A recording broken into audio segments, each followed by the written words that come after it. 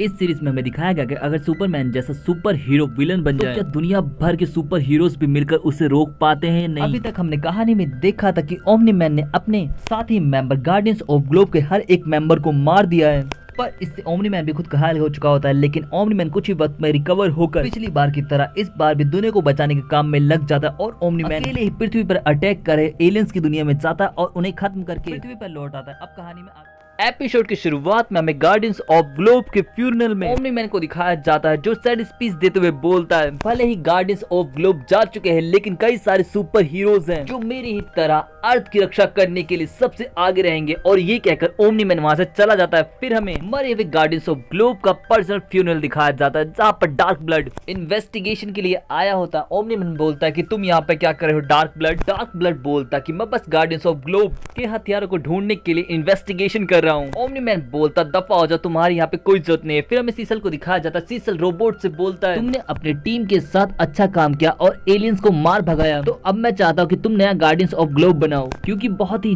जल्द guardians of globe की अर्थ को जरूरत पड़ने वाली है। फिर हमें ओमनी मैन को दिखाया जाता है जो बोलता है कि चलो पिज्जा पार्टी के लिए बाहर चलते हैं, जिस पर बेटा मार्क बोलता है, पापा अभी हम आपके पार्टनर्स की फ्यूनरल से आ रहे हैं, आप अपने दोस्तों की मौत को इतना लाइटली कैसे ले सकते हैं? जिस पर ओमनी मैन बोलता है, हमें पर्सनल लाइफ और प्रोफेशनल लाइफ अलग रखनी होती है, ये सुपर हीरो बनने का मेन रूल है। इसके बाद हमें डोनाल्ड को दिखाया जाता है जो ग्रीसन फैमिली पर नजर रखना होता है। फिर हमें मार्क गैसन को दिखाया जाता है जो एम्बर को कॉल करता है जिसका नंबर उसे आज ही एम्बर ने दिया होता है। मार्क पहली ही बार में एम्बर से कहता है, क्या तुम मेरे साथ क्लास की स्टडी के लिए घर आ सकती हो? एम्बर बोलती है, मैंने जितना सोचा था तुम उससे काफी तेज हो मार्क ग्रेसन, पर डेट का प्लान अच्छा है, मैं जल्द ही तुमसे मिलूंगी। जिसके बाद हमें ईव को दिखाया जाता है। ईव जब अपने बॉयफ्रेंड रेक्स से मिलने के लिए हेडक्वार्टर पहुंचती है तो वो डुप्लीकेट को बाथरूम से बाहर निकलते हुए देखती है। डुप्लीकेट ईव से बोलते कि तुम तो कुछ देर बाद आने वाली थी ईव। पर ईव जब बाथरूम में रेक्स की आवाज सुनकर अंदर जाती है तो वो देखते डुप्लीकेट के साथ रेक्स मजे कर रहा होता है। रेक्स को वहाँ पर देखकर वो गुस्सा हो जाती है। ईव पूछती है यहाँ पर क्या चल रहा है, जिस पर डुप्लीकेट कहते हैं कि रेक्स ने बोला था कि तुम्हारा चक्कर मार्क के साथ चल रहा है। ईव बोलती है ऐसा कुछ नहीं और ये कहकर गुस्से में वहाँ से निकल जाती है। फिर हमें रोबोट को दिखाया जाता है जो गार्डियंस ऑफ ग्लोब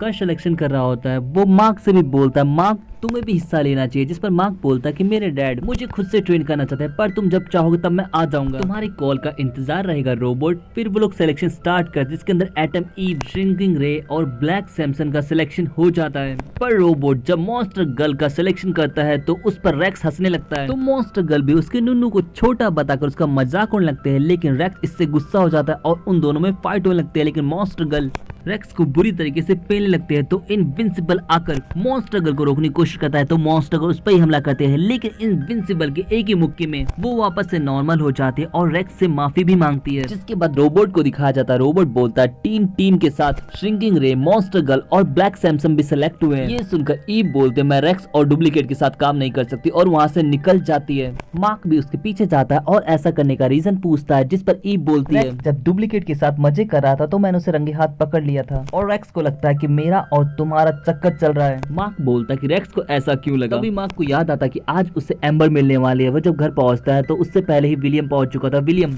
एम्बर की पसंदीदा बुक्स लेकर आया होता है और बोलता कि देख दोस्त, एम्बर को पटाना है तो उसकी जैसी चीजें तुझे करनी सीखनी होगी। मार्क बोलता है लेकिन मुझे कॉमिक्स पसंद है। तभी एम्बर वहाँ पर आ जाती है। एम्बर आते विलियम वहाँ से चला जाता है लेकिन मार्क सब कुछ सच सच बता देता है कि उसे कॉमिक्स पसंद है। ये सुनकर एम्बर और भी इम्प्रेस हो जाती है। लेकिन तभी मार्क को अननोन कॉल आने लगता है। मार्क बार बार कॉल को काट रहा होता है जिसे देखकर एम्बर बोलती तुम कॉल उठा लो। तब तक मैं वॉशरूम हो जाती हूँ और एम्बर के जाते वहाँ पे सिसिल आते। सिसिल बोलते हैं तुम बच्चे कभी भी टाइम पे फोन क्यों नहीं उठा सकते? जिस पर मार्क बोलता है डूड मैं पढ़ाई कर रहा हूँ। जिस पर सिसिल बोलते हैं वो तो मुझे दिखाई दे रहा है, तुम्हें सुपर हीरो बना था ना मार्क, अब ये लो और माउंट रशमोर पर विलन माउंट रशमोर पर अटैक कर रहा है। और ये कहकर सिसिल वहाँ से निकल जाते। सिसिल के वहाँ से जाते एम्बर आती। एम्बर को मार्क बोलता है कि मेरे दूर के रिश्तेदार को पाइल्स हो गए तो मुझे जाना होगा और मार्क वहाँ से निकल जाता है। रास्ते में उसे ईव मिलती है जो बताती है मुझे सिसिल ने भेजा और डॉग के पास वाइब्रेशन ग्लव्स है जिससे वो भूकंप ला सकता है। मार्क लड़ते हुए बोलता है वो तो दिखा ही दे रहा है। मार्क बोलता है उसके हाथ में जो ब्रेसलेट्स है बस हमें वो निकालने हैं। ईव ध्यान भटकाते हैं और मार्क हमला करता है, लेकिन डॉक अपने ब्रेसलेट्स की पावर बढ़ा देता है जिससे लोग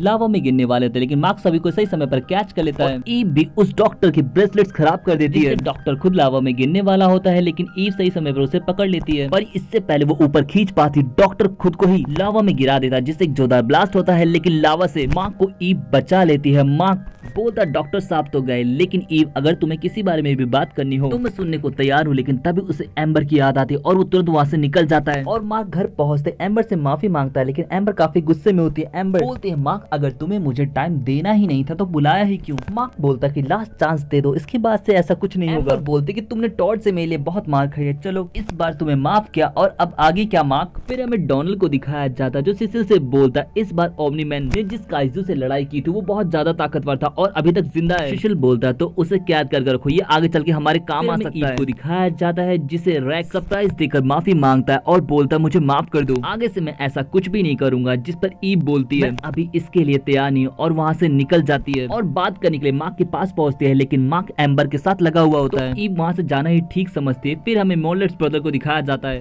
जो जेल में मस्त अपनी जिंदगी काट रहे होते हैं, लेकिन तभी कोई उनकी भागने में मदद करता है। लेकिन जब सिक्योरिटी बाईपास कर वहाँ से भागते हैं तो एक मॉलर ब्रदर मारा जाता है, पर मॉलर्स ब्रदर की मदद करने वाला कोई और नहीं बल्कि रोबोट होता है। फिर हमें डैबी को दिखाया जाता है जो देर रात काम कर रहे होते हैं, लेकिन तब इसके पास डिटेक्टिव डार्क ब्लड आता है। डैबी पूछते तुम यहाँ पर क्या करो डार्क ब्लड, जिस पर डार्क ब्लड बोलता है वही जो हमेशा करता, सबूतों को इकट्ठा कर रहा हूँ ताकि सही इंसाफ गार्डियंस ऑफ ग्लोब को मिल सके। लेकिन तुम्हें ये बात अजीब नहीं लगती कि गार्डियन ऑफ ग्लोब का हर एक मेंबर मारा गया सिवाय तुम्हारे पति के। डैबी बोलते आखिर तुम बोलना क्या चाहता। तभी वहाँ पर ओमनी मैन पहुंचता है, लेकिन उसके वहाँ पर पहुंचने से पहले डार्क ब्लड जा चुका होता है। ओमनी मैन पूछता है कि तुम किससे बात करे थे डैबी, जिस पर डैबी बोलते किसी से नहीं। डार्क ब्लड के अपीयरेंस को ओमनी मैन सेंस कर लेता है और इसके साथ ये एपिसोड ये पे खत्म हो जाता है। दोस्तों पिछले एपिसोड के लिंक आपको डिस्क्रिप्शन में मिल जाएंगे, तो आप उन्हें भी जाकर देख सकते हैं, बल्कि जरूर देखना चाहिए। पिछले एपिसोड के लिंक आपको डिस्क्रिप्शन में मिल जाएंगे। सो मिलते हैं नेक्स्ट एपिसोड में, पर उससे पहले वीडियो को लाइक और चैनल को सब्सक्राइब कर दे ताकि इसकी जैसी मजेदार वीडियो आपको मिलती रहे।